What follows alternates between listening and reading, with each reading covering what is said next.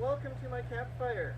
My name is Barret Miller. I'm one of the educators here at Fort Whyte Alive, and I'm here on behalf of Fort Whyte Alive and the Canadian Mental Health Association's Ride Don't Hide. Ride Don't Hide is a fundraiser for the CMHA. Their goal is to raise $70,000 or 20,000 donations times $20 each, give or take, in support of their programming for those experiencing mental illness and for those programs and treatments focused on preventing mental illness and promoting well-being in our community. Well-being and getting outside as part of being mentally and physically well are very important to us here at Fort Whyte Alive. One of the best ways to get people together, whether we are under normal circumstances or whether we're trying to maintain a little bit more physical distance, is around a campfire. Fire can be quite dangerous, as we all know. Just the tools used to make a fire. I'm going to chop some wood in a second. That can also have some physical risk involved.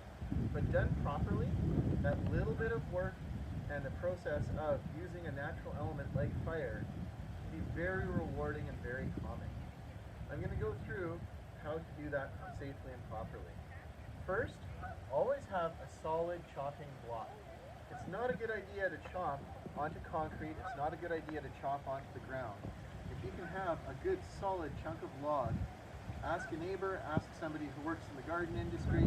You should be able to find one quite easily, even in an urban environment. That's always, well, I was going to say it's always a good base for your chopping work. It literally is a good base for your chopping work. Secondly, a sharp axe. There are other tutorials on sharpening an axe, but you do want to start with as sharp an axe as possible. I often see people doing a balancing act, trying to make the wood do gymnastics, stand on one toe. My chances of missing this are quite good. You'll notice my stance is wide with my knees bent. Even if I were to completely miss, oh look, the wind blew it away, I'm missing into the ground and away from myself. That is key to keeping myself physically safe. Instead of missing, I lay my log down flat. Now, this might look different than what you expect chopping to look like, but this is a very safe and effective technique. Hands spread, I line up, and I chop. And I now have two pieces of wood that will burn nicely instead of one log that could be quite difficult to burn.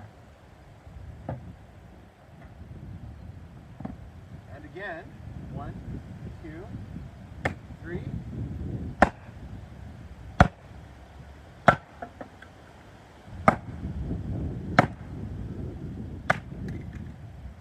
The wood flying around is a good reminder that my safety zone is my arm length plus my tool length. I can't let anybody into this zone. And as I swing the head of the axe around, you'll see that all of the wood has stayed more or less in that safety zone. Physical well-being when you're using an axe is very important. I'm going to do 2 or 3 more little chops on this to get some kindling, and then we'll make a nice, safe, welcoming campfire.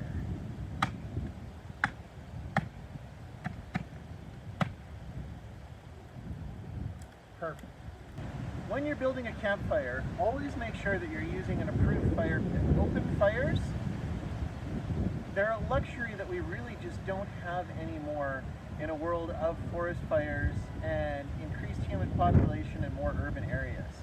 Fire needs to be contained, and a good fire pit is your best way of doing that. Your supplies, you're going to want a little bit of tinder, something to catch the energy that you're putting into it from your sparker, lighter, or match. I'm using dry paper today. Next, you start with kindling. Kindling should be the size, the width of your pinky finger, and maybe a couple inches, 10 centimeters long. Not too big. Little pieces of fuel that are going to burn using the energy from that tinder. Then you can add in your bigger pieces. I get my match very close to my fire. Very close. It's windy today. I strike my match and I light from the bottom. Fire wants to travel upwards I want to work with that upwards motion. I always tell kids, we don't go for rides in cold air balloons. So why would we think that fire will burn down? It's hot air. Oxygen is another key element in a fire. Without oxygen, your fire just won't burn. That's why I've left lots of airspace. As this fire really takes off, my kindling is burning. I'm going to stand back, and in a few minutes, I'll be able to welcome my friends at a safe distance around my new campfire. For Fort Whyte Alive and the Canadian Mental Health Association, I hope everybody has a chance to get together with others, or just to go out by yourself and enjoy a nice natural area. A campfire can make it that much better, but any natural area and any visit outside is really all you need to help lift your mental well-being.